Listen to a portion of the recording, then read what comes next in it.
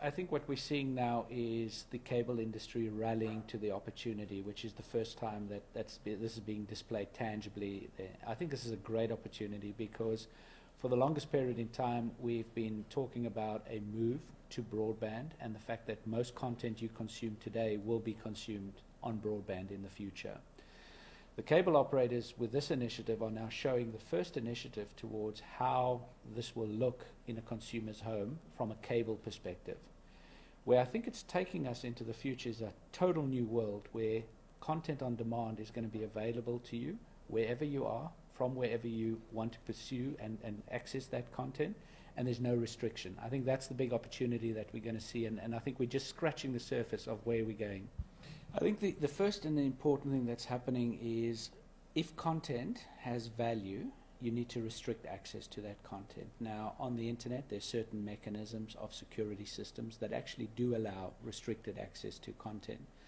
In the most basic form, authentication is the one that's being spoken about in TV everywhere, and that's just a way of identifying that a subscriber belongs to a cable subscription to allow them access to content. And it's a very basic, fundamental rule just to allow you access.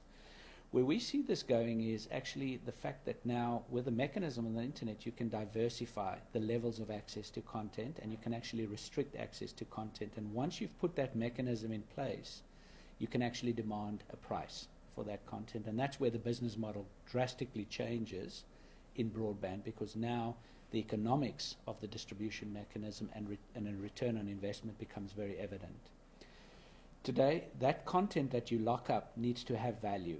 And the content that has the most value today is sports content, ideally because it's fresh, live, and people will pay to access it in that type of format.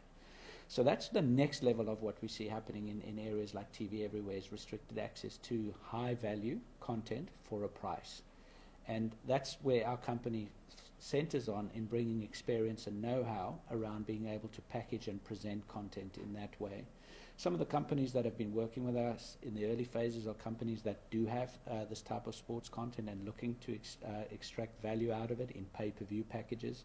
Companies like WWE, UFC are companies that are already out on the internet creating packages, services, and having consumers pay for those services. I think that's, for me, the most interesting challenge that lies in TV everywhere. Is I think the way the internet has grown is it's a free access mechanism, and I think consumers have become conditioned to get content for free. Unfortunately, if that model continues, there's no money to be made for the content industry, and then the content industry at the end of the day will be strangled and not be able to publish content. So we need to create these models to make money. So tell us a little bit about what's new what's next for you guys, for your company, both in the U.S. and globally.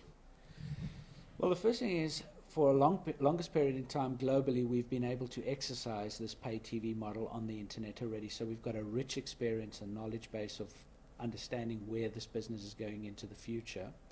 With the fact that TV everywhere is now stimulating the US market, we feel very well prepared and ready to address the industry. I think the industry is now grappling with the first phases, which is called authentication.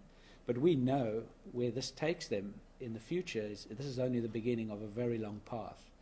And what's exciting for us now is the companies that are truly understanding this and knowing that they need to gear up for the long run are approaching us and asking us how do they create the fundamental platform that's going to allow them to exercise content in this arena, not only to provide straight free access content to consumers, but also all the variants of business models that they are now able to exercise. Examples is, I don't even think the abilities of the mobile industry and packaging content onto mobile phones and areas like that have fully been explored, and all that is starting to become available. My thesis is eventually one day I should be able to start a football game in my living room in front of my TV, run up to my study, continue watching it, and go out shopping and watch it in the end on my mobile phone.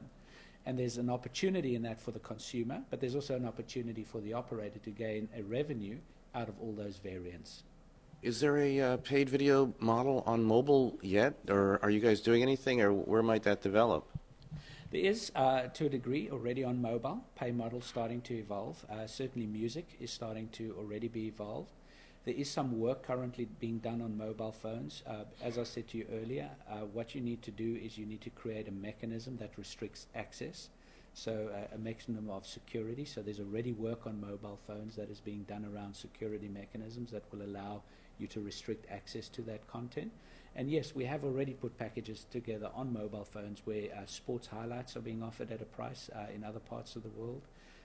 And all those kind of rich experiences are now being generated. I think it's clear to me in the initial phases, a mobile phone maybe isn't a long-form consumption of content. It requires shorter clips. But there is a value in providing, say, for instance, an entire lineup of all the touchdowns on football for a weekend would be an interesting package to make available to somebody on their mobile phone for a price. Now, you can only do that once you have the mobile phone and you have the restricted access and the payment mechanism in place. And mobile's actually got a rich payment mechanism in place already. So what are the opportunities for content creators now?